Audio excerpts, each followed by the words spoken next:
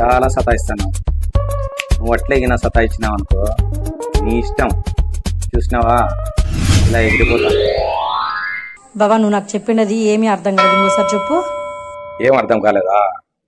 సరే చూడు.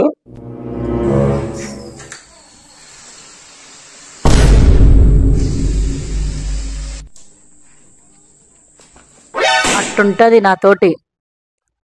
ఇది ఎగురు ఎగురు ఎగురు బావా.